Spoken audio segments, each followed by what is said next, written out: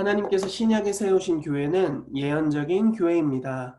하나님께서는 우리 개인을 목자의 음성을 듣는 양으로 부르셨습니다. 그러므로 모든 신약 성도들은 예언적입니다. 맞는 말이죠.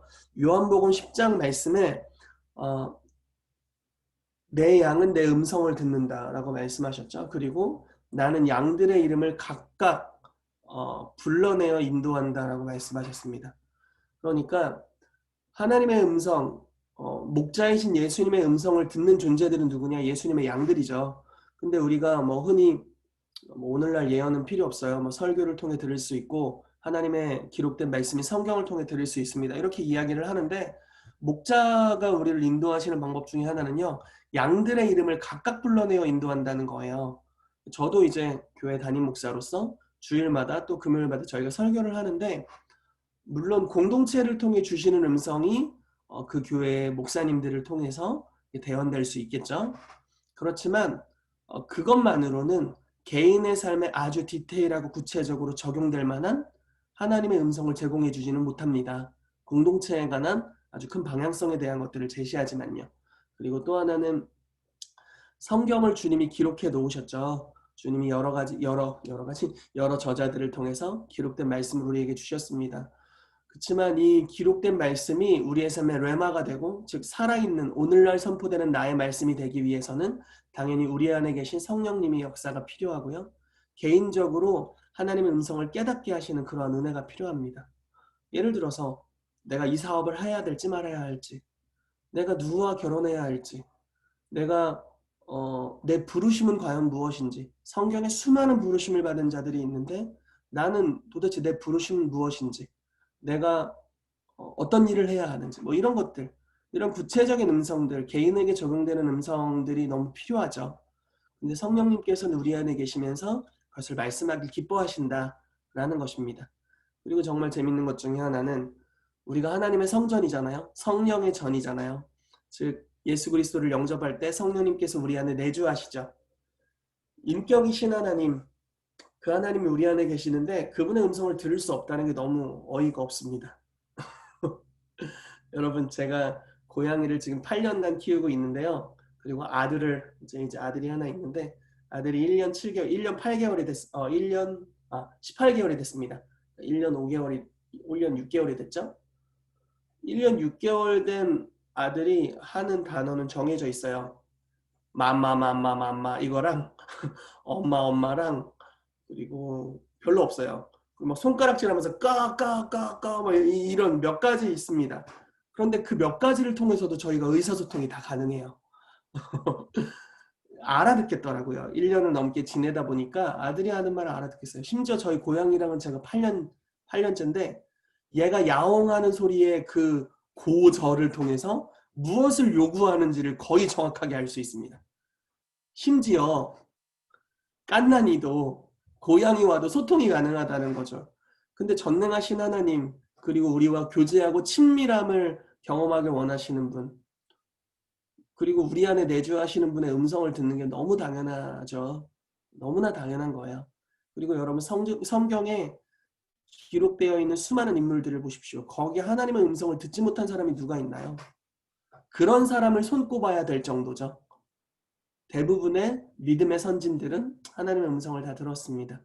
그래서 하나님의 음성을 듣는 게 아주 당연한 부분이라고 볼 수 있죠. 자, 모든 신약 성도들은 예언적입니다. 고린도전서 14장 1절 제가 읽어드릴게요. 고린도전서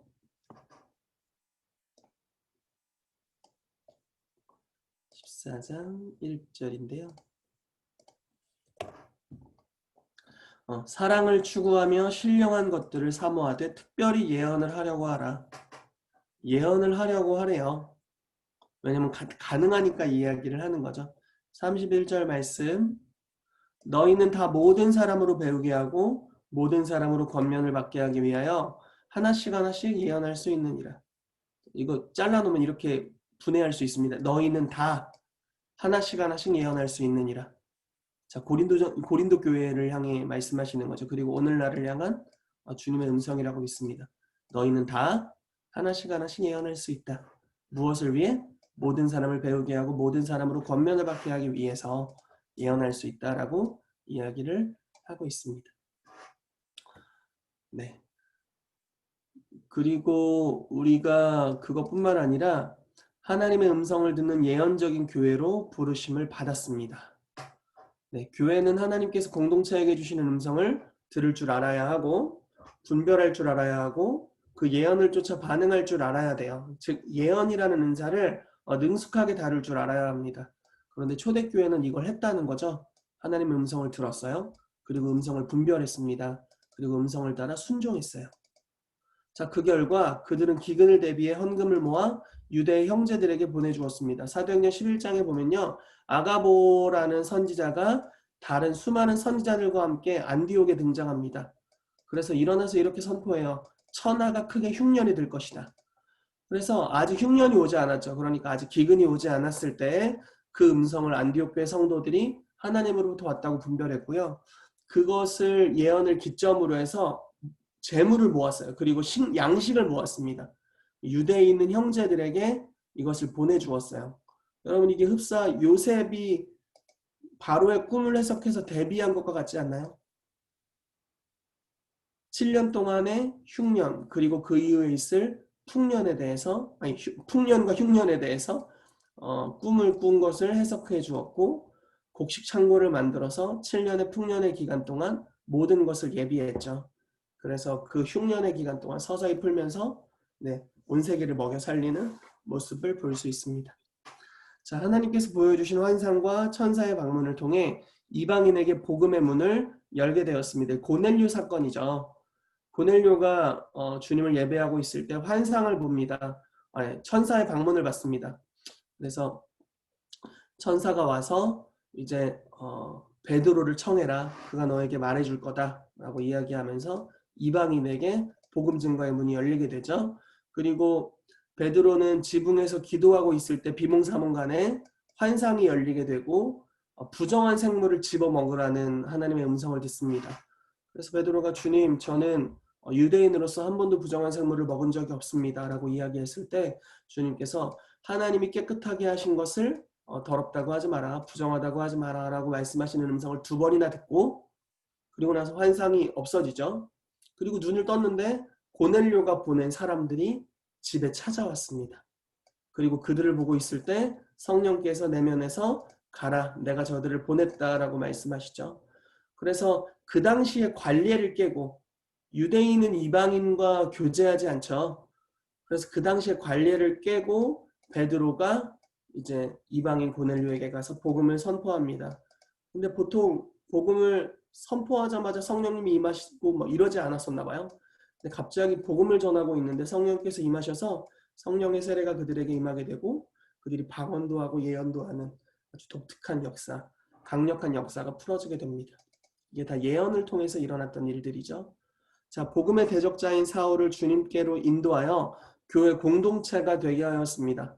자, 사울이 어떻게 해서 구원받았나요? 다메섹으로 핍박하러 가다가 이제 박해하러 가다가 해보다 더 밝은 빛으로 임한 예수 그리스도를 만나게 되죠. 그리고 주님의 음성을 듣습니다. 나는 네가 핍박하는 예수다. 이렇게 말씀하시죠. 이게 바로 예언의 은사죠. 환상을 본 것도 예언이었고 이렇게 음성을 들은 것도 예언적 기능이었습니다. 자, 그리고 아나니아라는 성도가 일어나서 사울에게로 보내심을 받게 되었고 하나님 음성을 들으며 보내심을 받았고 주님이 아나니아에게 사울의 눈을 뜨게 해주고 그리고 그의 부르심을 예언해줘라. 그는 이스라엘과 이방인과 임금들에게 보내심을 받은 자다라고 말씀해 주셨어요. 그래서 아나니아가 하나님 음성을 듣는데 이 아나니아는 그냥 경건한 신도라고 표현되어 있습니다. 성령 충만한 경건한 신도. 그러니까 이분은 뭐 사도도 선지자도 아무것도 아니었죠. 그 당시에 초대교회 리더도 아니었을 수도 있어요. 그런데 하나님의 음성을 당연히 듣고 있죠. 그리고 제 눈을 고쳐줘 이렇게 말씀하셨을 때 주님 제가요? 뭐 이런 반응이 없어요. 그냥 당연시 여기고 있습니다. 그러니까 성령의 은사를 사용하는 데 있어서 전혀 어려움이 없어 보이죠. 그게 그 당시 초대교회의 모습이었습니다. 오늘날 우리의 모습이 되어야겠죠. 자, 그리고 교회 리더들 며칠 세워 선교 사역을 위해 사도로 파송할 수 있었습니다. 네, 안디옥 교회에 선지자들과 교사들이 있었고 주님이 말씀하시기를 내가 불러시키는 일을 위하여 바나바와 사울을 따로 세우라라고 말씀하셨죠. 그래서 금식하고 안수하여 파송하는 일들을 합니다. 이거 다 하나님의 음성을 통해 진행됐던 일들이죠. 자, 본 강의를 통해서 성령이 교회들에게 하시는 말씀을 들을 줄 아는 사람들이 일어나게 되고 예언을 바르게 다루는 하나님의 사람들이 일어나서 교회를 예언적으로 인도하는 은혜가 있게 되기를 기도합니다. 네. 네, 이제 구체적으로 들어가서요. 예언적인 교회는 구약 예언의 성취라는 부분에 대해서 나누려고 합니다. 지금 저희가 나누길 원하는 것은 교회의 그 핵심 특징 중에 하나는 예언적이다라는 것을 나누려고 하는 거예요.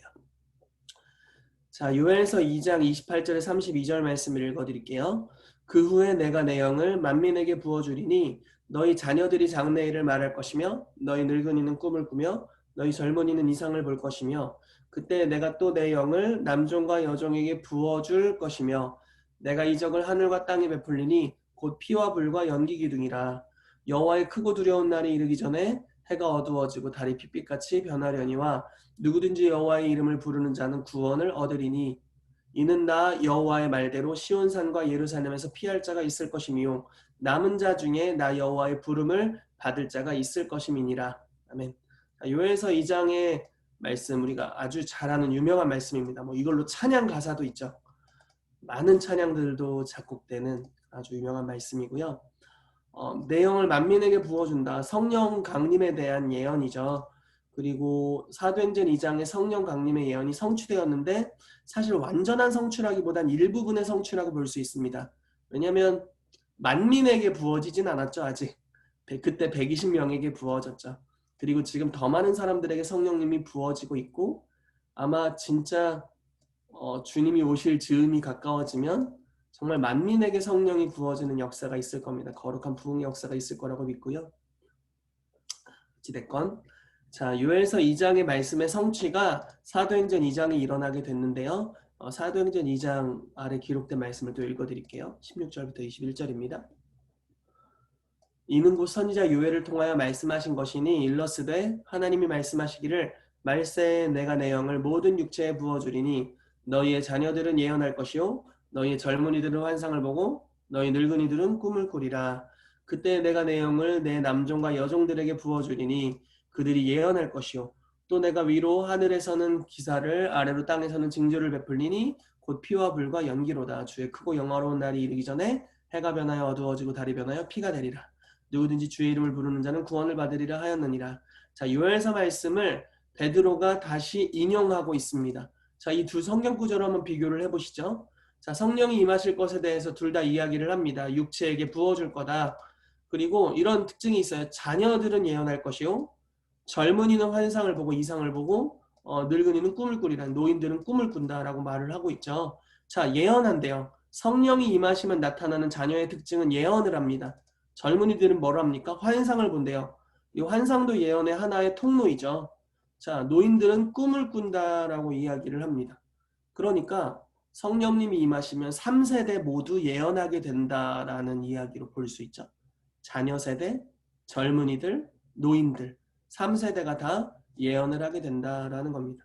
자, 18절 말씀해 보시면 그때 내가 내 영을 내 남종과 여종들에게 부어주리니 그들이 예언할 것이요 여러분들이 남자이든지 여자이든지 성령이 임하셨다면 예언할 것이다 라고 나오고 있습니다.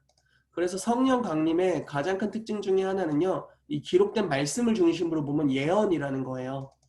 자녀들이 예언하고 젊은이들이 예언하고 노인들이 예언하고 남자와 여자가 예언한다.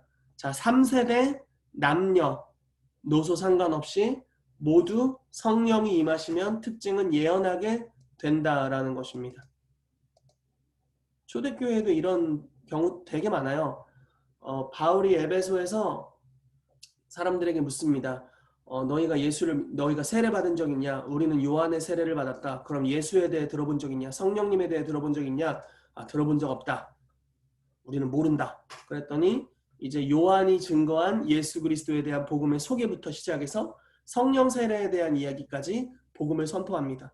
그리고 바울이 12명에게 안수했는데요. 모두가 성령 세례를 받고 방언도 하고 예언도 하더라 이렇게 나오고 있습니다.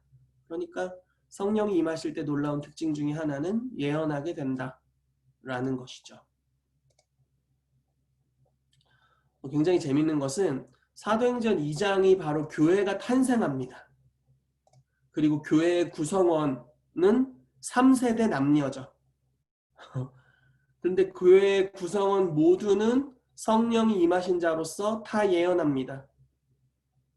교회는 마태복음 16장 말씀에 내가 내 교회를 세우리니 음부의 권세가 이기지 못하리라는 마태복음 16장에 예수 그리스도의 예언을 통해서 선포되었고 사도행전 2장에 이루어졌습니다. 그러므로 교회가 예언을 빼놓고 설명하기가 어려워요. 왜냐하면 예수 그리스도의 예언을 통해서 이루어졌고 성령 강림을 통해서 교회가 탄생하게 됐는데 성령 강림의 가장 큰 특징 중에 하나는 예언하게 된다라는 것이고 교회의 구성원 모두에게 성령이 임하셔서 교회의 구성원의 특징은 다 예언한다. 3세대 남녀 다 예언하게 된다라는 것입니다. 여러분들도 다 이 안에 속해 계시잖아요. 여러분들은 누군가의 자녀이거나 다 그렇잖아요. 청년, 어른이시죠. 그리고 남자이거나 여자이시잖아요. 제3의 성 이런 거 여기 없잖아요. 그래서 우리 성령이 임하시면 다 예언하게 됩니다. 그리고 교회가 예언적인 교회가 되는 거죠. 자, 요엘서 2장과 사도행전 2장은 동일하게 성령님의 강림을 예언하고 있습니다. 그리고 그 결과 교회가 탄생합니다. 성령 강림의 성취는 예언에 의해 선포되었고 예언의 성취로서 이루어졌습니다. 교회는 예언되었고 예언의 성취로서 시작되었습니다. 교회의 구성원이 될 사람들은 3세대 남녀의 사람들이고 이들은 모두 성령으로 말미암아 예언적으로 부르심 받았습니다. 교회라는 그리스도의 몸은 예언적인 공동체로 부르심 받은 것입니다. 그렇죠. 그렇다면 초대교회는 어떤 예언적인 모습을 가지고 있었는지 알아보도록 하겠습니다. 초대교회의 모습들을 좀 살펴볼게요. 초대교회가 우리가 따라야 될 좋은 모델이 되죠. 자, 교회는 예언을 통해서 인도함을 받았습니다. 예나 지금이나 교회의 절대적 이정표는 당연히 하나님 말씀이 성경이죠. 초대교회도 역시 구약의 말씀을 정경으로 인정하고 예수님께서 가르쳐 주신 말씀을 의지하여 교회를 세워나갔죠. 그러나 예수님께서는 아직 사도들이 감당하지 못할 말씀들이 있고 그 말씀들은 성령께서 알려주실 것이라고 했어요. 그래서 요한복음 16장 12절 13절에 그게 기록되어 있죠. 자, 그러므로 성령의 인도하심은 사도행전 역사 곳곳에 적혀 있습니다. 빌립은 사마리아의 복음을 전한 뒤에 광야로 가라는 성령의 음성을 들었어요. 이거 아주 자연스럽죠. 의심하지도 않아요. 그냥 음성을 들었을 때 당연시 여겼습니다. 그곳에서 에디오피아 국고를 맡은 내시에게 복음을 전했습니다. 베드로는 성령께서 주시는 환상과 음성을 통해 당시의 관리를 깨고 이방인 고넬료에게 복음을 증거했습니다. 아나니아는 환상 중에 주님의 음성을 들었고요. 예수님을 만난 사울을 성령 충만하도록 했고 눈을 고쳐주었고 눈이 멀었었죠. 부르심을 알려주었습니다. 아가보라는 선지자는 기근을 예언했고요. 교회는 그에 따라 반응하여 유대 형제들을 위해 헌금을 모아 보냈습니다. 이외에도 바울과 바나바를 선교사로 보낸 것, 그리고 바울이 아시아로 복음을 증거하고자 했지만 주님이 계속 막으셨죠. 그리고 마게도냐 사람 하나를 환상 중에 보고 유럽 사람이었어요. 그래서 유럽 마게도냐 지방, 특히 첫 성읍이었던 빌립보로 선교의 방향을 완전히 전환합니다. 그래서 선교의 방향을 전환한 것, 바울이 예루살렘을 경유해 로마로 가게 된 것, 모두가 성령의 음성, 즉 예언을 통해서 인도함을 받은 것이었습니다.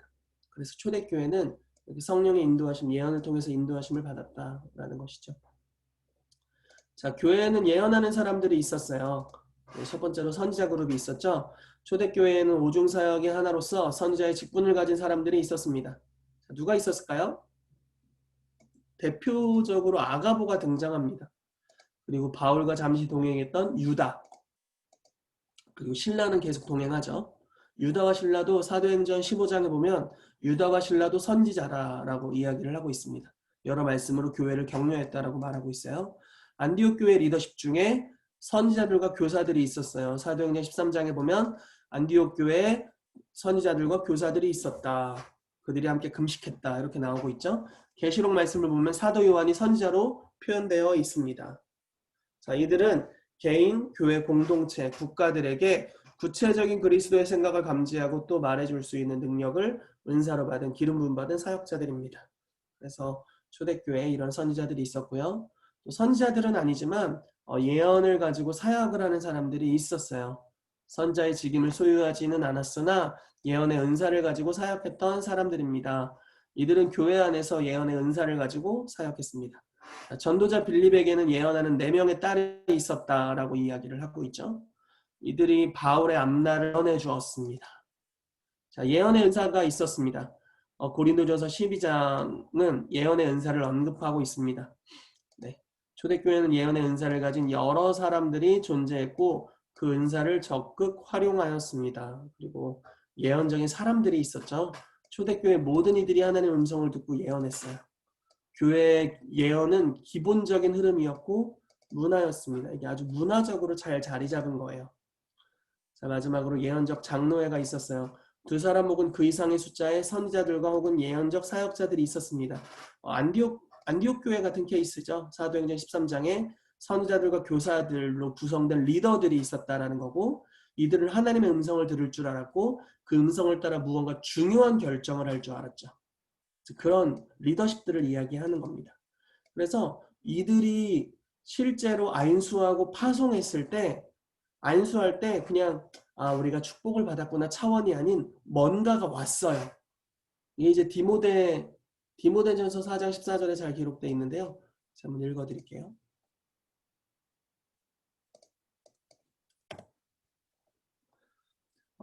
내 속에 있는 은사 곧 장로의 회에서 안수받을 때 예언을 통하여 받은 것을 가볍게 여기지 말며 라고 이야기합니다. 자, 장로의 회, 그러니까 예언적 장로회에서 안수를 받았을 때 예언을 받았는데, 그러니까 예언적 장로회죠. 이 예언적 장로회를 통해 무언가를 받았는데 그때 속에 은사들이 임했다라고 이야기를 하고 있어요. 뭔가 실제적으로 풀어졌습니다. 자, 그래서 초대교회는요, 선지자들이 있었고 예언사역자가 있었고 예언의 은사를 다룰 줄 알았고 예언적인 사람들이 있었고 예언적인 리더십들이 있었다라고 우리가 볼 수 있습니다. 저희가 이 강의 안에는 없는데 제가 이제 또 다른 강의 안에는 어떤 게 있냐면 예언의 단계를 이제 편의상 나눠요. 예를 들어 뭐 이런 거예요.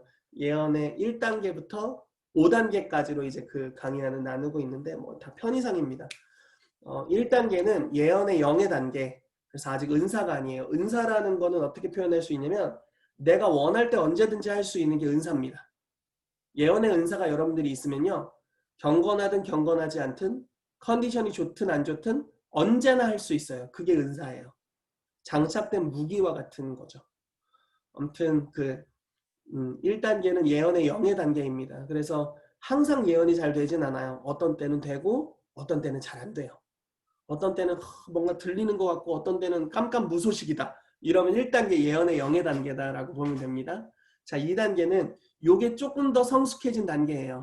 그래서 좀 더 하나님의 음성을 좀 더 빈번하게 듣게 되고 이제 자기에 관련된 것 이상의 것, 다른 사람들에 관한 것들이 이제 빈번하게 들리기 시작하는 것. 이게 이제 2단계라고 볼 수 있고요. 3단계부터는 이제 은사 단계예요. 예언의 은사. 그래서 원할 때 언제든지 들을 수 있다. 원치 않을 때도 들린다. 뭐 이런 것들이 이제 예언의 은사 단계고요. 4단계부터는 이제 이 예언의 은사를 가졌다 차원이 아니라 이 은사를 가지고 다른 사람을 섬기는 영역으로 가는 겁니다. 그래서 예를 들어 교회 리더십들이 성도들을 예언을 시키고 예언을 훈련했는데 이 사람은 은사 단계로 와 있구나. 이런 걸 감지하고 이 사람이 예언했을 때 건강한 열매들을 맺는 것을 보는 거죠. 예언했을 때 예언으로 막 사람 조종해가지고 돈 뺏고 이럴 줄 알았는데 그렇게 하지 않고 아주 건강한 열매를 맺는 예언들을 한다. 그러면은 이 사람에게 앞으로 우리 교회에 오는 새 가족들을 예언적으로 섬기게 해야겠다라고 이제 결정을 하는 거예요. 새 가족 예언사역 담당 이렇게 직분을 임명을 해주고 그분에게 기름을 붓고 그분의 사역을 축복합니다. 그래서 은사 단계에서 그치는 것이 아니라 여기서 뭔가 역할들을 맡게 되는 거죠. 그래서 교회를 섬기게 되는 것, 이제 이런 영역을 우리가 4단계라고 이야기를 합니다. 그래서 예언적으로 여러 섬김을 통해서 이 사람의 영향력이 점점 더 증가하는 거예요. 새 가족들을 섬겼는데 너무 좋은 거죠. 새 가족들이 예언을 통해 주님을 만나게 되고 경험하게 되고 이런 역사들이 계속 일어나면 이제 더 많은 직분 또는 더 높은 차원의 권한을 주게 됩니다. 그러면서 리더십이 자라나게 되죠. 그러다가 이제 이 사람의 영향력이 교회 밖으로 흘러가기 시작할 거예요. 이 사람이 예언을 잘한다는 소문이 옆 교회에서 들리고, 그러니까 옆 교회에서 강사로 초빙을 받고 그 교회 성도들을 예언적으로 무장시키고 또 다른 나라로 초대를 받아서 그 다른 나라에서 그 교회 성도들을 무장시키고 하다가 이제 국가적인 예언을 하는 차원으로 점점 더 자라나게 되는 거죠. 그래서 권위가 계속해서 그리스도 안에서 서서히 자라나게 됩니다. 열매가 검증되면서 더 많이 이제 권한이 주어지게 되겠죠. 그러면서 이제 선지자의 단계로 가게 된다. 이렇게 보는 것입니다. 자, 몇 가지 전제를 걸게요. 선지자라고 예언이 틀리지 않는다? 그렇지 않습니다. 예언이 틀리는 선지자들도 많이 봤고요. 또 너무 감사한 것은 예언이 틀렸을 때 그 틀린 걸 잘 인정하는 겸손한 선지자들이 있다라는 겁니다. 그러니까 뭐 오늘날 선지자가 어디 있어 이렇게까지 극단적으로 생각하실 필요 없고 이들도 사람입니다. 간혹 틀리시더라고요. 예전에 2008년도인가 2009년도에 신디 제이콥스가 이제 주의기를 예비하러 성회에 와서 이렇게 얘기하는 걸 들었어요. 우리는 이런 2008년도에 아마 경제 위기가 굉장히 심하게 있었잖아요, 전 세계적으로. 이렇게 얘기를 하는 거예요. 저희는 2008년도에 이런 일이 일어날 것에 대해 알지 못했습니다. 그리고 우리가 했던 예언의 몇 가지는 잘못된 것이었습니다. 이렇게 인정하는 모습을 보이는 것을 보고서 와, 이 사람 진짜 너무 멋있다. 사실 국제적인 명성이 있는 선지자로 칭함을 받는 사람인데 자기가 무언가를 틀렸다고 이야기하는 건 쉽지 않죠. 그렇지만 그리스도 안에서 겸손함을 가지고 자기가 완전하지 않다는 걸 당연히 인정하고요. 그렇게 사역하는 좋은 선지자들이 있었어요. 그래서 참 좋은 모습이죠. 그래서 여러분 예언적인 사람들로부터 여러분 다 시작할 수 있습니다. 그래서 예언의 은사 단계로 갈 수 있고요. 그 은사를 잘 활용함으로 예언적인 영역의 사역자로 갈 수 있고 또 부르심이 있는 분들에 한해서는 당연히 선지자의 영역까지 갈 수 있다고 믿고요. 이것은 오늘 내가 예언학교 등록했으니까 선지자 명함을 파고 이런 거는 아니에요. 그러니까 어느 순간 갑자기 선지자가 되는 것이 아닙니다. 오랜 훈련의 기간 그리고 스스로 선지자라고 칭하는 것도 아니죠. 여러분 다윗이 왕이 어떻게 됐는지를 보면은 이런 오종 사역자들이 어떤 방식으로 파송을 받고 자기 직임의 사역을 하게 되는지를 우리가 볼 수 있습니다. 자, 기름 부으심은 사무엘을 통해 왔죠. 그러나 왕이 되는 그때 이제 왕의 기능을 할 수 있는 기름 부으심이 임했을 거예요. 그렇지만 아직 왕은 아닙니다. 어떤 분들은 선지자의 가능성이 있어요. 그러나 아직 선지자는 아니에요. 선지자가 된다는 것은 좀 더 많은 훈련의 기간이 필요하죠. 다윗도 그랬습니다. 왕이 되는 기름 부으심을 사무엘을 통해 받았지만 10여 년간 사울에게 쫓김을 받았어요. 그리고 훈련을 받아야 했습니다. 그리고 스스로 왕이라고 말한 적이 한 번도 없어요. 유대의 장로들이 와서 다윗에게 기름을 부어 다윗을 유다의 왕으로 삼았습니다. 그 이후에 7년 전쟁이 있었고요. 7년 전쟁 이후에 이스라엘의 장로들이 다윗에게 와서 당신은 우리의 왕입니다라고 그들이 기름 부어서 그들이 왕으로 삼았습니다. 즉 이런 거예요. 한 교회의 선지자라는 것은 제가 하나님 음성 들었어요. 주님 저보고 선지자래요. 이렇게 하는 게 아니라 교회가 당신의 예언 사역을 보니 너무나 건강하군요. 우리의 선지자가 되어 주십시오. 라고 이야기를 하는 거예요. 교회가 또는 회중이 이 사람을 하나님의 사람으로 인정하고 받아들이는 것입니다. 무슨 말씀인지 이해가 되시죠? 스스로를 칭하는 것이 결코 아니라는 거예요. 그래서 자칭 선지자라는 것은 있을 수 없습니다. 그리고 이 사람이 성경을 다시 쓰는 것도 아니고요. 당연히 성경의 권위 안에 있습니다. 자, 계속 가볼게요. 자, 초대교회는 예언을 다룰 줄 알았어요. 1번. 모든 것은 질서를 따라 이루어졌습니다. 초대교회는 예언을 질서 안에서 다룰 줄 알았습니다. 바울은 교회로 하여금 예언을 어떻게 시행할 수 있는지에 대한 지침을 제공해 줬습니다. 좀 읽어드리는 게 좋을 것 같아요. 고린도전서 14장 26절에서 33절 말씀입니다. 자, 그런즉 형제들아 어찌할까? 너희가 모일 때 각각 찬송시도 있으며 가르치는 말씀도 있으며 계시도 있으며 방언도 있으며 통역함도 있나니 모든 것을 덕을 세우기 위하여 하라. 만일 누가 방언으로 말하거든 두 사람이나 많아야 세 사람이 차례를 따라 하고 한 사람이 통역할 것이요. 만일 통역하는 자가 없으면 교회에서는 잠잠하고 자기와 하나님께 말할 것이요. 예언하는 자는 둘이나 셋이나 말하고 다른 이들은 분별할 것이요. 만일 곁에 앉아있는 다른 이에게 계시가 있으면 먼저 하던 자는 잠잠할지니라. 너희는 다 모든 사람으로 배우게 하고 모든 사람으로 권면을 받게 하기 위하여 하나씩 하나씩 예언할 수 있느니라. 예언하는 자들의 영은 예언하는 자들에게 제재를 받나니 하나 더 읽어야겠네요. 하나님은 무질서의 하나님이 아니시요 오직 화평의 하나님이시라 라고 말씀합니다. 자, 말씀을 다시 좀 차근히 보면요. 예언하는 자는 둘이나 셋이나 말한대요. 즉 팀 사역을 이야기하고 있어요. 여러분 신약 구약에는요. 예언 사역이 많은 부분 개인 사역인 경우가 많았어요. 엘리야도 혼자 다녔잖아요. 물론 엘리야의 말년에는 선지자 생도들이 있었고 선지자들을 길러냈습니다. 그래서 함께 행동했지만 초반에는 혼자 행동했죠. 뭐 이사야 이런 사람들 뭐 동역자가 있었다 이런 거 못 들어보셨잖아요. 혼자 활동했습니다. 예레미야도 혼자 활동했고요. 그런데 신약의 예언 사역은 팀 사역으로 완전히 바뀌어 있죠. 보통 혼자 하지 않습니다. 초대교회를 봐도 요한이 선지자였죠. 베드로와 함께하죠. 신라가 선지자였습니다. 바울과 함께합니다. 아가보는 아주 대표적인 선지자였는데요. 그는 독특하게 선지자 무리들과 함께했어요. 그러니까 신약의 대부분의 예언 사역은 뭐 제가 본 거는 다 팀 사역을 하고 있다. 그리고 독단적으로 활동하지 않고 어딘가 소속되어 있는 모습을 볼 수 있습니다. 즉 교회에 소속되어 있죠. 유다와 신라는 예루살렘 교회 출신입니다. 그리고 그곳에 소속돼 있었고 나중에 신라는 바울의 공동체에 편입되었습니다. 그래서 거기 소속돼 있었고요. 그래서 예언하는 자가 팀을 이루었고 공동체에 소속되어 있었다는 아주 독특한 특징이 있죠. 그리고 둘이나 셋이나 말하고 다른 이들은 분별할 것이요 라고 말하고 있잖아요. 나중에 저희 영분별 또는 예언의 분별에 대해 다룰 때 이야기하겠지만 자, 예언 사역자는 예언을 합니다. 그리고 예언을 듣는 자가 분별합니다. 이해되시죠? 무슨 말씀인지. 예언을 하는 사람이 분별해주지 않아요. 예언을 듣는 자가 분별해서 이 사람으로부터 온 예언이 하나님으로부터 왔는지 그렇지 않은지를 분별할 권한을 전부 가지고 있습니다.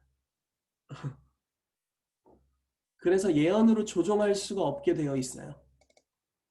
네, 이거 나중에 좀 다룰게요. 이거 너무 중요한 부분이어서. 그래서 다른 이들이 분별합니다. 그리고 만일 곁에 뭐 이렇게 쭉 나오죠.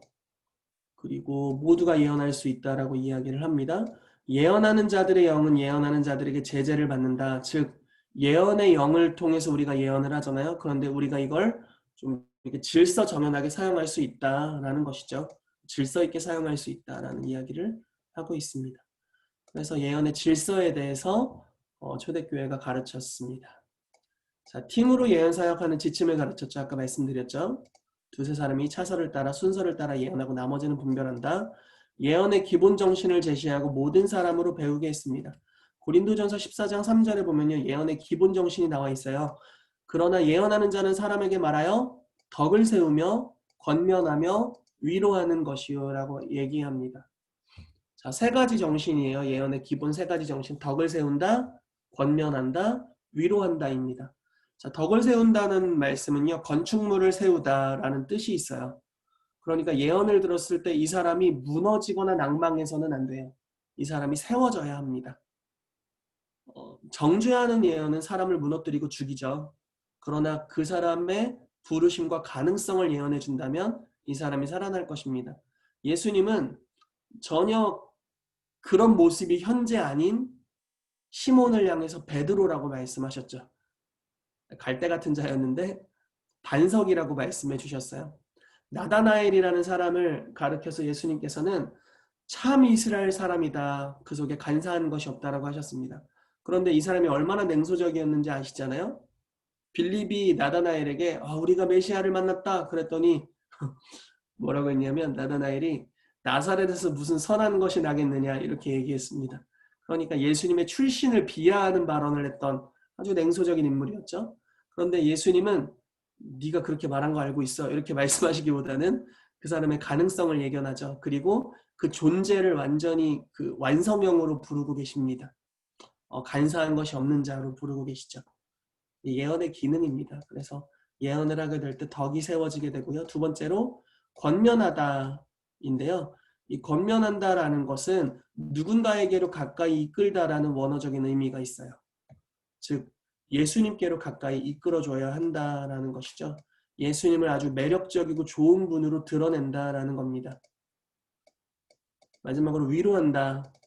말 그대로 위로하는 것입니다. 자, 이렇게 예언의 기본 정신을 제시했습니다. 그리고 모든 사람으로 배우게 했다라고 이야기하고 있죠. 초대교회는 모든 사람이 하나님의 음성을 들을 수 있도록 가르쳤다라는 거예요. 여러분 사도행전 2장에 보면 처음에 이제 3,000명의 사람들이 구원받고 나서 저들이 사도의 가르침을 받았다라고 이야기를 하죠. 사도들이 뭘 가르쳤을까요? 여러분 어떻게 생각하세요? 사도들이 무엇을 가르쳤을까요? 마태복음 28장을 보면 사도들이 무엇을 가르쳤는지 대략 짐작할 수 있습니다. 예수님이 말씀하셨잖아요. 내가 너희에게 분부한 모든 것을 가르쳐 지키게 하라. 그러니까 예수님이 분부한 모든 것, 사도들이 배운 모든 것을 다 가르쳐 지키게 했을 거예요. 거저 받았으니 거저 주라라고 말씀하셨고 거기에는 하나님의 음성을 듣는 게 당연히 포함되어 있었을 겁니다. 왜냐하면 예수님이 성령의 음성을 듣고 행하셨거든요. 요한복음 5장 말씀을 보면 예수님이 이렇게 말씀하세요. 나는 아버지가 행하는 것을 행하고 아버지가 말씀하시는 것만 말한다 라고 이야기를 했어요. 그게 예수님 사역의 비결이었죠. 아버지께서 하라고 하신 것만 했을 때 하늘의 기적들이 항상 풀어졌습니다. 그래서 그걸 가르쳤다. 그래서 모든 사람으로 배우게 했다라는 거예요. 그래서 여러분들도 예언을 배울 수 있다라는 겁니다. 어떤 사람이 이렇게 얘기해요. 많이 질문을 받아요. 예언이 은사 아닙니까? 하늘에서 뚝 떨어지는 거 아닌가요? 이거 어떻게 배웁니까? 이렇게 이야기를 하는데 네, 성경은 가르침을 받았고 배웠어요. 그리고 모든 사람이 했습니다. 그 성령님이 임하실 때 그 처음부터 예언이 되는 사람들이 있어요. 부르심이 있는 케이스들을 어떤 경우들은 다 그렇진 않더라고요. 그런데 부르심이 있는 어떤 케이스는 성령님이 임하시자마자 예언을 하는 경우들이 있어요. 예전에 저희 교회 성도님이셨는데 지금 이제 다른 데로 가셨는데 그분은 어땠냐면요. 꿈에서 교회를 한 번도 가보신 적 없어요. 꿈에서 어떤 지금 생각하면 예수님인데 어떤 남자분이 나타나셔서 이렇게 얘기했대요.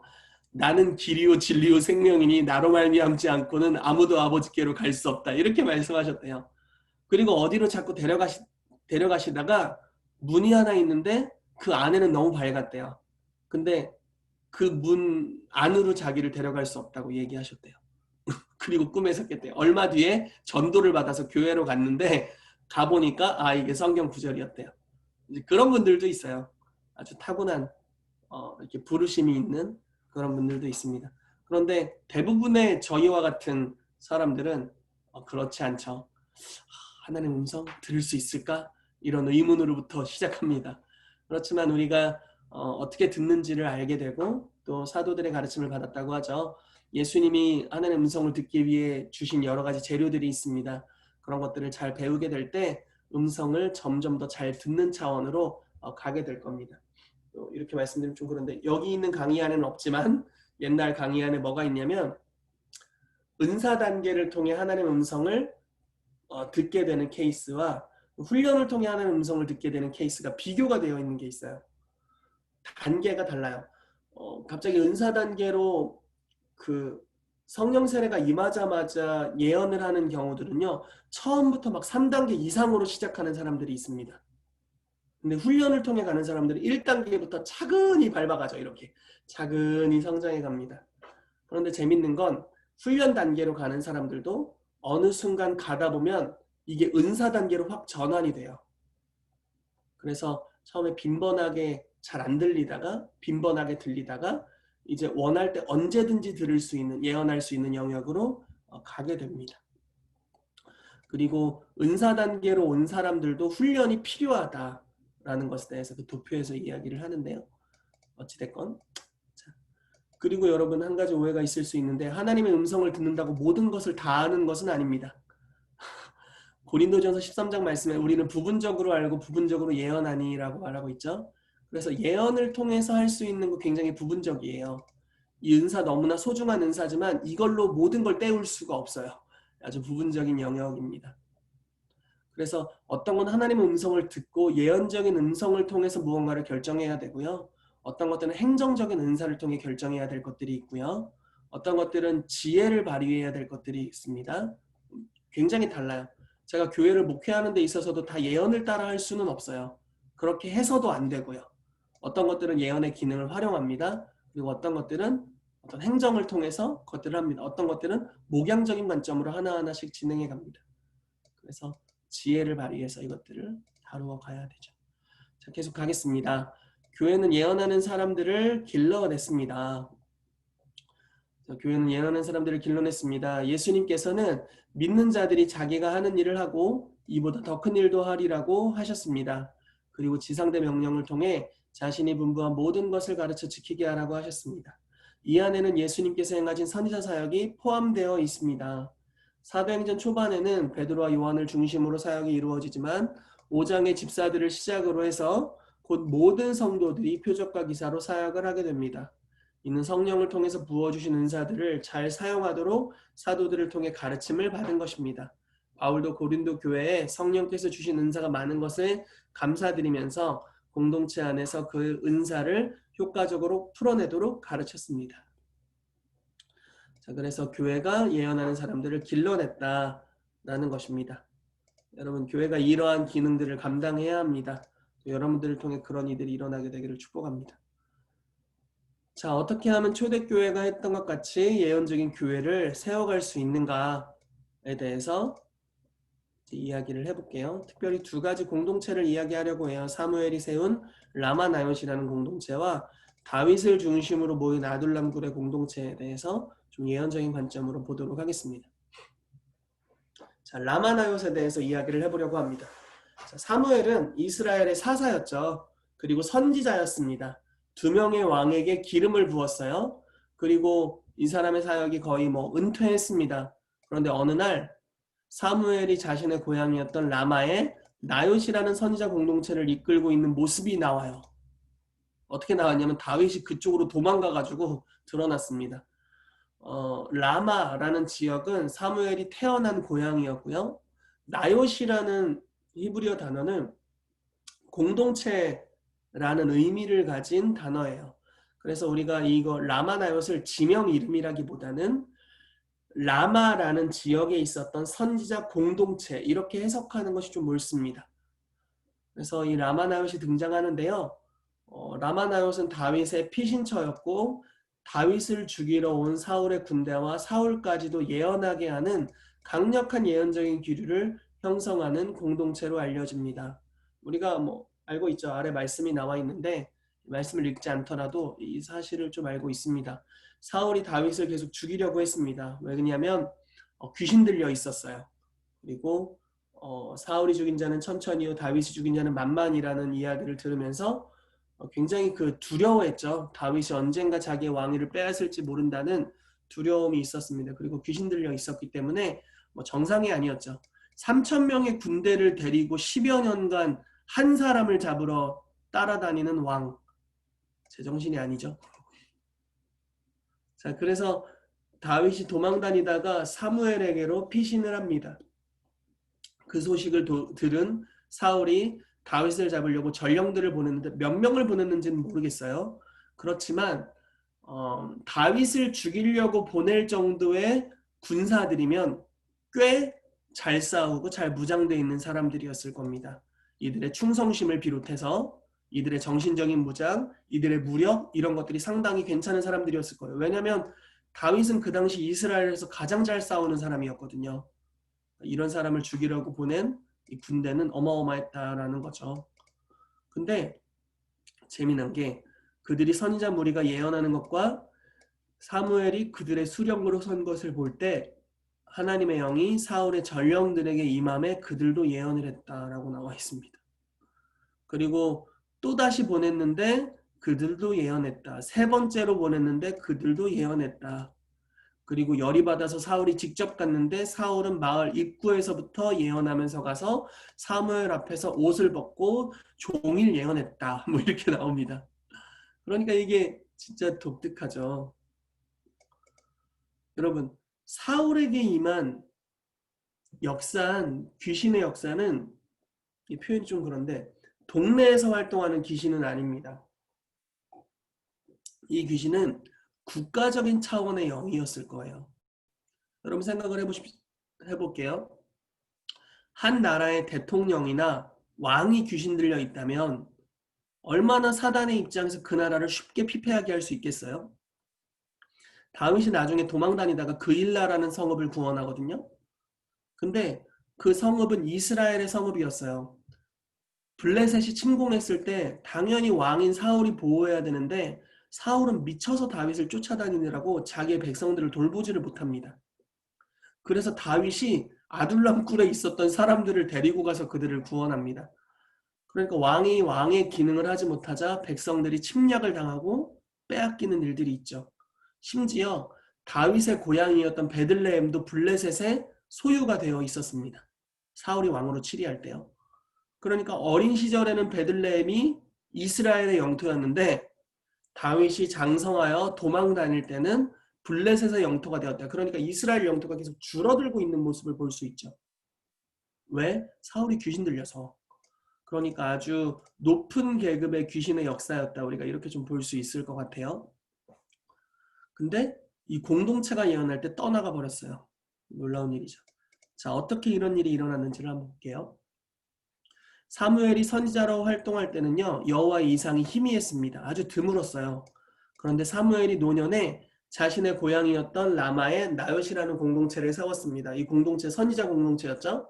자, 어떤 방식으로 세워졌는지 구체적으로 나와 있진 않지만 선지자를 훈련시켰다라고 우리가 볼 수 있습니다. 성경에 처음 등장한 선지자 학교 또는 선지자 그룹이다라고 볼 수 있어요. 사무엘은 자신이 홀로 수행했던 예언 사역, 하나님의 음성을 대언하는 사역을 다른 이들도 수행할 수 있도록 훈련시킨 것으로 보여요. 즉 제자양육을 한 거죠. 자신이 하는 것을 다른 이들에게 가르친 거예요. 자, 내가 예언하는데 너도 예언할 수 있게 훈련해줄게. 또 너도 예언할 수 있게 훈련해줄게. 이러면서 이 그룹의 멤버들이 늘어나기 시작했을 겁니다. 그리고 무리를 지었어요. 이들은 함께 예언했고 함께 주님을 예배했습니다. 뭐 성경 구절에 써 있죠. 선지자 무리가 예언했다. 이렇게 써 있습니다. 그래서 이들이 모두가 다 예언하는 사람이 되었어요. 그런데 이 모두가 예언하니까 어떤 일이 벌어지냐면 이 예언하는 자들이 있는 공간 안으로 아주 잘못된 의도를 가진 사람이 들어왔을 때 그들이 변화되는 역사가 일어납니다. 그러니까 손도 안 댔는데 변화되는 거예요. 예를 들어서 제가 예언하고 저희 교회 모든 성도들이 다 예언합니다. 그러면 우리 교회 안으로 어떤 사람이 들어올 때 무언가를 경험하게 된다는 거예요. 이해되시나요? 이것을 집단적인 기름 부으심이다라는 단어로 우리가 표현하기도 합니다. 집단적인 기름 부으심이 임하는 거예요. 한 사람이 예언하는 것보다 모두가 예언하면 훨씬 강력해집니다. 왜냐하면 그 영적 기류가 완전 변하거든요. 근데 이 영적 기류가 어느 차원으로 강력했냐면 국가를 전복시키려는 계획을 가진 귀신을 쫓아낼 정도로 강력했습니다. 살인의 영을 가지고 나오는 자를 완전히 자유케 하고 그 사람으로 하여금 예언하게 할 정도였어요. 와, 이런 공동체가 있으면 당장 찾아가고 싶지 않나요? 이렇게 여러분 여기서 예언 훈련 받으실 필요 없이 여기 몸을 담그면 갑자기 예언이 튀어나오기 시작할 거예요. 그럼 이제 이 튀어나오는 예언이 도대체 무엇인지부터 배우기 시작하면 되겠죠. 활성화가 저절로 되는 거예요. 얼마나 좋아요. 그러니까 이 라마나요시 이런 곳이었다라는 겁니다. 그리고 이 공동체가 한 사람이 예언할 뿐만 아니라 모두가 예언하게 되자 국가적으로 역사했던 귀신의 역사가 떠나갈 수준의 강력한 영적 기류를 가진 공동체가 되었다. 국가에서 역사하는 영을 축사할 만한 기름 부으심이 공동체에 있었다라는 겁니다. 여러분 이게 예언에 관한 것만 이런 것이 아니죠. 만약에 제가 치유할 줄 알아요. 그리고 여러분들이 다 치유사역하는 법을 배웠습니다. 그리고 치유사역을 할 줄 알아요. 그러면 아픈 환자가 우리가 있는 이 온라인 공간에 들어오거나 아니면 우리가 있는 교회 가운데로 들어오게 될 때 어떤 일이 벌어질까요? 이 사람이 치유받는 건 금방 일어나게 될 거예요. 제가 그 양걸 목사님한테 이야기를 들었는데, 양걸 목사님 저희 교회 오셔서 집회를 하셨었잖아요. 근데 그 양걸 목사님의 교회는 치유와 축사가 강력하게 풀어진 교회예요. 재미난 건 양걸 목사님은 방언을 받기 전부터 축사 사역을 하셨대요. 이런 분도 참 드무신 것 같아요. 근데 워낙 성도들이 거의 다 축사 사역을 하니까 어떤 일이 벌어지냐면, 이제 주일마다 또 평일마다 목사님 그 사무실로 사역자들이 딱 장착되어 있고 사람들이 기도를 받으러 온대요. 근데 어떤 분들은 기도를 받으러 목사님 방으로 들어왔다가, 이제 담임 목사님 방이죠. 방에 들어왔다가 기도를 안 받고 그냥 나간대요. 그래서 어이 이리 와보세요. 왜 그냥 가요? 그렇게 물어보면 아, 저 나섰어요. 그러고 그냥 간대요. 이게 무슨 일이 일어난 거냐면, 모든 성도가 다 치유하고 축사하니까 그 공동체에 들어오자마자 그냥 치유된 거예요. 기도받을 필요가 없었던 거예요. 그냥 치유돼서 다시 댁으로 돌아가셨어요. 그런 일들이 일어나게 되는 거죠. 모두가 예언하면 훨씬 더 강력한 역사들이 풀어지기 시작하는 겁니다. 저희도 동일합니다. 제가 혼자 예언하는 것보다 저희 성도들 모두가 예언하게 될 때 저희 교회 안에 훨씬 더 강력한 예언적인 기류가 풀어지게 되죠. 저희도 지금 모든 성도가 예언할 수 있도록 훈련하고 있는데 정말 많은 성도들이 예언을 하고 있습니다. 근데 좋아요. 새로운 성도들에게 왔을 때 우리가 새로운 성도들에게 예언해주고 또 그들을 예언적으로 섬겨주고 뿐만 아니라 모든 성도가 예언할 수 있도록 도우니까 하나님을 경험한다는 것이 이들에게 실제가 되더라고요. 예언적인 감각들이 열리면서 하나님을 그 어떤 책 속에 있는 분으로 알기보다는 하나님의 임재를 실제로 경험하고 하나님의 음성을 들으면서 주님께로 빠른 속도로 들어와 성장하는 것을 볼 수 있습니다. 네, 그래서 여러분들 혼자 예언하지 마시고 여러분들 주변에 있는 분들, 여러분들이 만약에 교회 사역자라면 여러분들의 사역의 대상이 되는 양들에게 예언할 수 있도록 훈련하십시오. 그러면 그 공동체 전체가 하나님의 그 라마나요스의 영적 기류를 가지게 될 거예요. 그리고 이 기류가 계속 자라나게 되면요, 국가의 역사했던 영까지도 결박시키고 파쇄할 수 있는 권능이 공동체를 통해 풀어지게 될 겁니다. 자, 고린도전서 14장 23절 25절 말씀 읽어드리겠습니다. 그러므로 온 교회가 함께 모여 다 방언으로 말하면 알지 못하는 자들이나 믿지 아니하는 자들이 들어와서 너희를 미쳤다 하지 아니하겠느냐.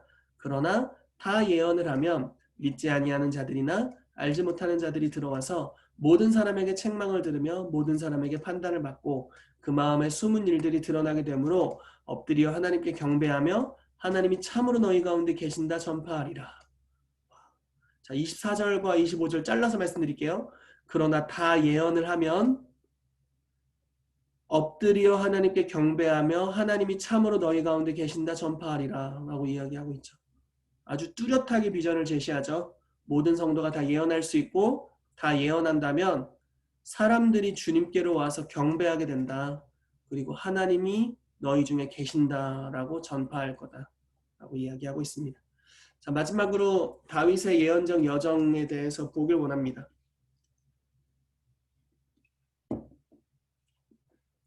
자, 예언적인 교회를 배우기 위해 알아야 할 또 한 가지의 구약의 모델은 다윗과 아둘람에서 함께했던 공동체입니다.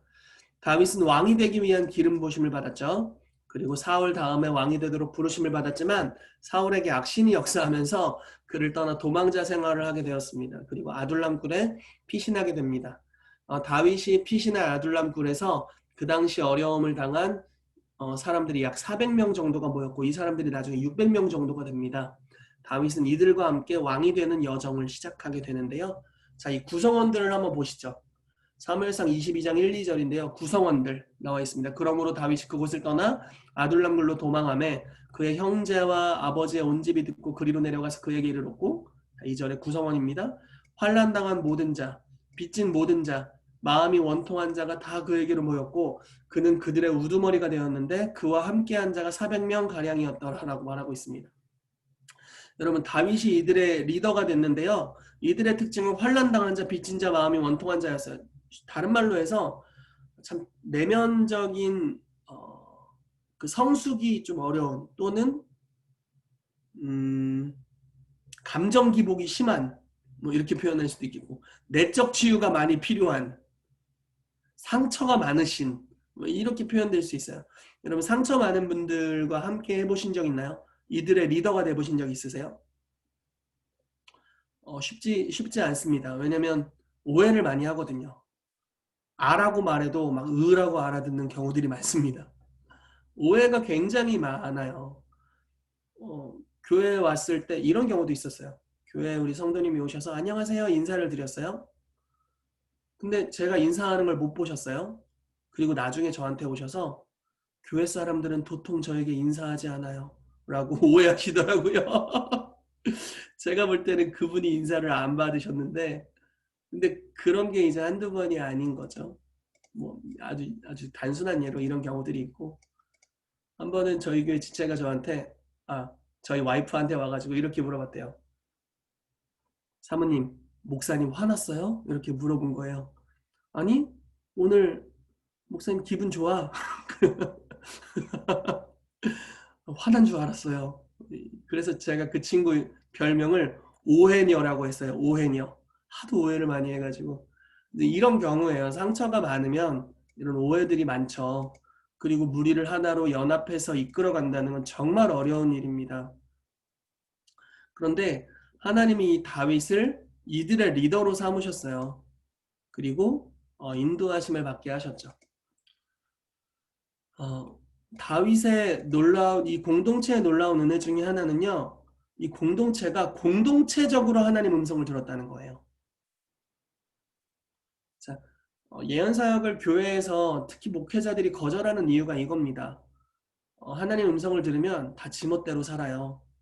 자기 생각을 하나님 음성이라고 여기고 지멋대로 삽니다. 그래서 교회가 분열돼요. 이런 이야기들을 많이 하셔요. 근데 사실 다윗의 공동체는 너무 좋은 모델이 돼요. 하나님 음성을 다 들을 수 있죠. 구약 시대는 물론 달랐지만 그런데 이 공동체는 공동체 전체가 리더를 중심으로 성령의 인도하심을 함께 받았다라는 거예요. 이게 아주 괄목할 만한 특징입니다. 자, 사무엘상 22장 5절을 보시죠. 선지자 가시 다윗에게 이르되 너는 이 요새에 있지 말고 떠나 유다 땅으로 들어가라. 다윗이 떠나 헤레스풀에 이르니라. 이 말씀 뭐냐면요. 사울이 3천 명의 군대를 데리고 다윗을 죽이려고 10여 년간 쫓아다녔습니다. 당연히 가장 좋은 아이디어는 이스라엘 밖으로 나가는 거죠. 그래야 안전하잖아요.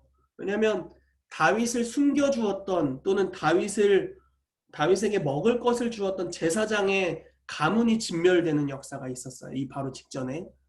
그러니까 제사장을 죽이는 이 미친 왕이 누구를 못 죽이겠어요. 그리고 완전 돌아버린 거죠. 그러니까 뭐 누구든지 다윗을 숨겼다 하면 다 죽는 거예요. 일족이 다 죽는 거죠. 그러니까 안전한 곳이 없습니다. 그래서 다윗이 그곳에 오면 다 신고해야 했고 다윗이 있는 곳에 항상 3천 명의 군대가 따라다닐 수밖에 없었죠. 그런데 하나님이 선지자를 보내서 다윗에게 안전한 곳에 있지 마. 해외로 나가지 마. 이스라엘 유다 땅으로 들어가라 라고 말씀하셨어요. 굉장히 위험한 말씀이죠. 감사한 건 다윗이 순종했다라는 거죠. 사무엘상 23장 2절 말씀에 이에 다윗이 여호와께 묻자와 이르되 내가 가서 이 블레셋 사람들을 치리이까 여호와께서 다윗에게 이르시되 가서 블레셋 사람들을 치고 그일라를 구원하라 하시니 아까 제가 그일라라는 성에 대해서 잠깐 이야기를 했는데 이 그일라라는 성읍이 블레셋의 침공을 받고 있다는 이야기를 듣습니다. 다윗은 왕이 아니잖아요. 자기 책임이 아닙니다. 사울의 책임이죠. 그런데 사울은 미쳐서 자기를 쫓아다니고 있고 이 얘기를 들었을 때 다윗 안에 있었던 기름 부으심이 반응했다라고 저는 믿어요. 왕이 되기 이전부터 왕의 기름 부으심이 임했고 왕의 역할을 벌써부터 하고 있습니다. 그래서 블레셋 사람이 친다라는 소식을 들었을 때 주님께 여쭤보는 거죠. 주님, 제가 그 일날을 구원해야 합니까? 주님이 네 코가 석자다. 뭐 이렇게 말씀 안 하시고 그렇게 하라라고 말씀하셨죠. 사실 자기 코가 석자죠. 지금 누구를 구원하게 생겼습니까? 지금 400명이. 블레셋과 전쟁은커녕 사울에게 도망 다녀야죠. 근데 다윗은 하나님의 음성에 순종합니다. 그래서 블레셋을 치고 그일라를 구원했어요. 그리고 또 주님께 묻는 거예요. 주님, 이 그일라 백성들이 저희를 통해 구원을 받았는데 이 사람들이 사울에게 저희를 팔까요? 아니면 저희가 이곳에 있어도 안전할까요? 이렇게 여쭤봅니다. 그랬더니 주님이 이렇게 말씀하세요. 이미 팔았다. 그래서 어떻게 하냐면 그 성으로부터 바로 도망쳐 나옵니다. 계속 하나님의 음성을 들으면서 도망 다니는 모습을 볼 수 있어요. 그리고 사무엘상 23장 14절에 이것을 아주 요약해서 잘 표현해주고 있습니다. 다윗이 광야의 요새에도 있었고 또 십광야 산골에도 머물렀으므로 사울이 매일 찾되 하나님이 그를 그의 손에 넘기지 아니하시니라. 그러니까 왕이 되는 여정을 자기 멋대로 자기가 안전하다고 생각하는 영역으로 나가지 않았어요. 하나님의 그 부르심의 궁극적인 목적지가 있죠. 이걸 우리가 그 컨버전스라고 표현을 하는데 결집되다라는 뜻입니다. 그러니까 한 사람이 부르심을 받으면 이제 성령 세례를 받고 예수님을 영접하고 이제 부르심의 여정이 시작되죠. 그럼 이렇게 쭉 가서 나중에 목적지로 가게 되잖아요. 인생의 한 부분에서는 우리의 성품의 많은 부분 중에 하나의 영역을 훈련받을 수 있습니다. 또 나의 100가지의 은사 중에 한 두세 가지를 훈련받는 시즌이 있을 수 있어요. 주님이 여기로 보내시기도 하고 저기로 보내시기도 하면서 여러 가지 우리의 인생의 부분들을 훈련해 가십니다.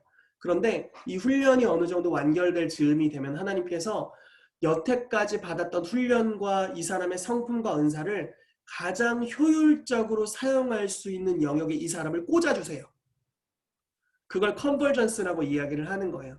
부르심을 가장 잘 은사를 가장 잘 사용할 수 있는 가장 효과적인 영역으로 이 사람을 보내는 겁니다. 예를 들어 요셉은 총리가 되었을 때 그 모습이었겠죠. 이해되시죠?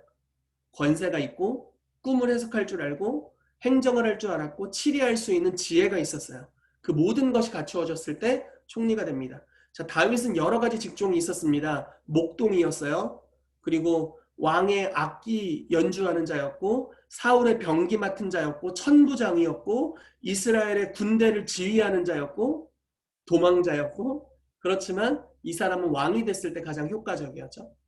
그러니까 하나님이 개인의 부르심을 이렇게 컨버전스로 서서 이끌어 가신다라는 거예요. 그런데 이 과정으로 나아갈 때 자기 스스로 가지 않았다라는 거예요. 스스로의 결정으로 그 길을 가지 않습니다.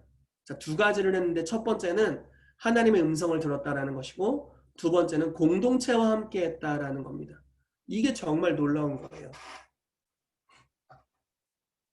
자, 요셉의 위대함은 뭡니까? 정말 어려움 중에서도 형제들을 용서하고 보디발을 용서하고 보디발의 아내를 용서의 연속이죠. 이 사람의 삶은. 보디발의 아내를 용서하고 자기를 3년 반이나 까먹은 술 맡은 간원자까지 나중에 용서했겠죠. 그러니까 나중에 숙청했다는 소리가 없어요. 요셉에게서. 다 이들을 포용하잖아요. 그리고 자기들을 팔았던 그 형제들에게까지 양식을 나눠주는 데까지 가죠. 그게 이제 요셉의 위대함이죠. 그리고 그 사람의 컨버전스로 가게 돼서 하나님의 나라의 차원의 무언가를 풀어내게 됩니다. 그런데 이 요셉보다 다니엘의 더 위대한 점은 무엇이냐면요. 그 길을 혼자 가지 않아요. 3명의 친구들과 함께 갑니다. 사드락, 메삭, 아벳느고와 함께 이 길을 함께 걸어가요.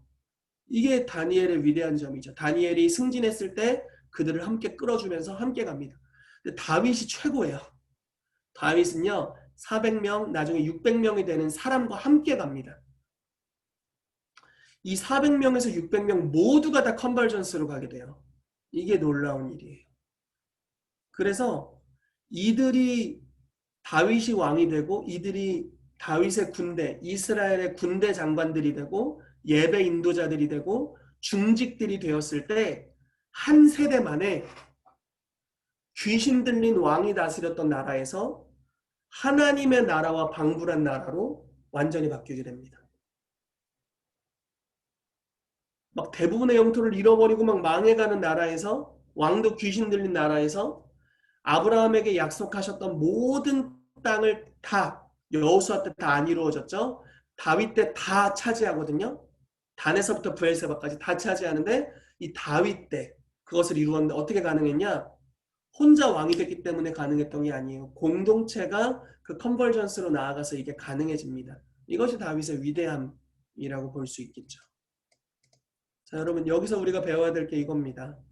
우리가 하나님의 음성을 들을 때 단지 개인적인 차원으로 듣는 것을 넘어서서 공동체로서 하나님의 음성을 듣게 되고 교회로서 하나님의 음성을 듣게 되고 함께 영적인 여정을 지나면서 영적인 계절이 지나면서 또 사계절이 지나면서 믿음으로 함께 나아가게 되면요. 주님께서 그 공동체 위에 놀랍게 기름 부으신다라는 거예요. 이것은 개인이 받는 차원을 넘어서는 것이죠. 이 다윗의 공동체에 어떤 일이 일어났냐면 400명의 환난당한다 빚진 자 원통한 자들이 나중에 용사들로 표현되는 모습을 볼 수 있습니다. 역대상에 가면 3명의 용사가 있었다. 또 다른 3명의 용사가 있었고 또 30인의 용사가 있었다라고 이야기를 합니다. 이들이 다윗의 초창기부터 함께했던 사람들입니다. 아까는 무슨 환난당한 자 빚진 자라고 하더니 나중에는 큰 용사다 이렇게 표현하고 있어요. 그리고 나중에 있잖아요. 다윗이 다윗의 장막을 세웠을 때 이들이 예배 인도자가 되어 있습니다. 너무 재밌지 않나요? 다윗에게 가장 큰 특징을 가진 기름 부으심과 은사가 무엇이었냐 꼽는다면 딱 두 가지죠. 용사, 싸움 잘하는 자. 두 번째, 이스라엘의 노래 잘하는 자, 예배자였죠. 근데 이 두 가지 모두가 모든 400명, 600명 사람들에게 덮여 있었다라는 겁니다. 리더의 가장 탁월한 부분이 모든 공동체에게 다 임해 있어요. 놀라운 일이 아닐 수 없습니다. 그리고 이들이 함께 공동체로 가게 됐을 때 나라 전체를 하나님의 뜻대로 변혁시키는 역사가 일어나게 됩니다. 여러분 생각해보죠. 저희가 교회로서 모여 있습니다. 교회는 에클레시아입니다. 교회는 이 땅에 파송된 하나님의 나라의 대사라고 볼 수 있죠. 그리고 권세를 가지고 있습니다. 우리가 만약에 하나님의 음성을 듣고 공동체로 함께 반응해서 믿음의 여정을 함께 가게 된다면 하나님께서 우리 가운데 점점 더 승진을 주실 거예요. 이 승진이라는 것은 뭐 직업적 승진 이상의 것을 이야기하는 겁니다. 영적인 영역에 더 많은 것을 신뢰함으로 권세들을 주실 겁니다. 그리고 나중에는 우리의 교회 공동체들이 나라 단위로 변혁시킬 수 있는 능력을 받게 되는 때가 올 거라고 믿어요. 다윗의 공동체가 그 신약에 일어날 사건에 대한 예표가 되었죠. 즉 그림자였습니다. 와, 다윗 시대에 이런 일이 있었다고 우리 시대에도 있었으면 좋겠어. 이렇게 생각하라고 주님이 이 장면을 기록해 놓으신 게 아니에요. 구약 시대에 이렇게 그림자와 같이 이루어졌다면 오늘날의 언약, 신약의 시대에 사는 너희들은 더한 것도 볼 수 있다라고 말씀하시는 거예요. 여러분 이사야서 말씀에 어찌 나라들이 하루 만에 태어나겠는가라는 질문을 합니다. 이사야 66장에. 그런데 바로 대답을 합니다. 시온은 구로한 즉 바로 자녀를 낳았다. 하루 만에 나라가 태어났다. 이런 성경 구절들이 나와 있어요. 무슨 말이냐면요. 결국 이 복음 선포, 복음 증거, 하나님의 나라의 확장이 가속도가 붙게 될 것이고 한 사람이 구원받고 한 사람이 구원받는 것이 가속도가 붙어서 궁극적으로는 하루 만에 나라가 변혁되는 역사들을 너희가 보게 될 것이다라는 신약이 일어날 사건에 대한 예언들이 있다라는 거예요. 이것이 그 방법 중에 하나라고 믿어요. 다윗이 나아갔던 이 공동체의 길들. 함께 하나님의 음성을 듣고 함께 영적인 계절들을 살아내고 믿음으로 함께 나아갑니다. 그리고 뭐 어떤 공동체는 막 리더만 유명해지고 나머지는 뭐 개미처럼 일하고 막 이런 공동체도 있다는데 그런 것이 아니라 함께 그리스도 안에서 기능하고 리더의 모든 기름 부으심 은사들이 모든 성도들에게 풀어지고 그래서 그들이 놀라운 탁월함으로 나아가게 되고 결국은 이들을 통해서 나라가 하나님의 통치로 변화되는 역사가 일어나게 됩니다. 자, 두 가지를 살펴봤는데요. 하나는 사무엘을 통해 일어났던 라마나요 공동체. 한 사람이 예언할 뿐만 아니라 모든 이들이 예언할 때 공동체에 그러한 어떤 집단적인 기름 부심이 형성되고 국가적인 영의 역사를 축사해낼 수 있다. 그리고 두 번째로 다윗의 아둘람굴의 공동체를 나눴습니다. 한 사람이 컨버전스, 하나님의 부르신 최종 목적지로 가기 위해서 자기 맘대로 지혜를 따라 살아가는 것이 아니라 예언적으로 인도하심을 받았다. 하나님의 음성을 들으며 그 여정을 나아갔다. 그리고 혼자 간 게 아니라 공동체가 함께 갔다. 그러할 때 공동체 전체가 다 컨버전스로 인도함 받게 되고 한 사람이 부르심으로 나아가는 게 아니라 공동체가 나가게 될 때 국가를 변화시킬 수 있다. 라는 부분에 대해서 오늘 나눴습니다.